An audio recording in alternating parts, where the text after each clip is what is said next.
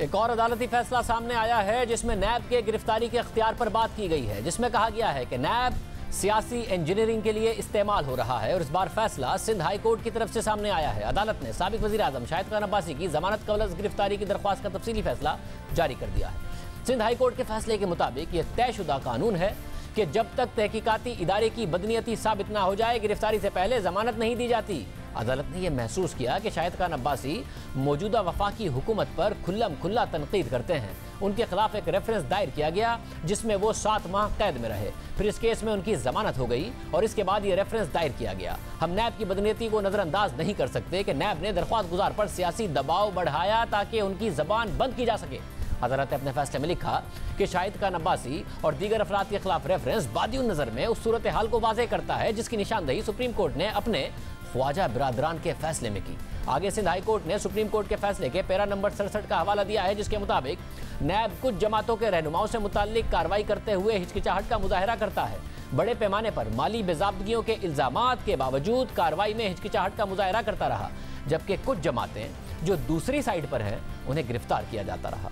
महीनों और सालों तक उन्हें कैद में रखा जाता है और इसके लिए कोई ठोस वजह भी नहीं बताई जाती है। यह था सुप्रीम कोर्ट का फैसला जिसका सिंध हाई कोर्ट ने अपने फैसले में हवाला दिया। सिंध हाई कोर्ट ने अपने फैसले में मजीद लिखा कि दिलचस्प बात यह है कि जब नैब के स्पेशल प्रोसिक्यूटर और तफ्तीशी अफसर से पूछा गया कि सिंध और वफाक में अक्सरियती जमात के खिलाफ कितने रेफरेंस फाइल हुए तो जवाब नहीं दिया गया। अदालत ने लिखा कि पेट्रोल बहरान की वजह से PSO के बोर्ड को तहलील करने का फैसला वफाकी हुकूमत का था, शाहिद खान अब्बासी का नहीं, और नैब ने भी इस बात की तरदीद नहीं की। इससे नैब केस की ये बुनियाद खत्म हो जाती है कि शाहिद खान अब्बासी ने बोर्ड को इसलिए खत्म किया कि वो इमरानुल हक को MD PSO बनवाना चाहते थे। फैसले में मजीद कहा गया कि पेट्रोल क्राइसिस की वजह से अहम वजूहात की बिना पर बोर्ड को वजीर आजम ने तहलील किया, शाहिद खान अब्बासी ने नहीं, और इस हवाले से खबरें भी मीडिया पर आईं। मगर नैब के तफ्तीशी अफसर ने उस वक्त के वजीर आजम से ना पूछगछ की और ना ही उन्हें मुश्तबा करार दिया।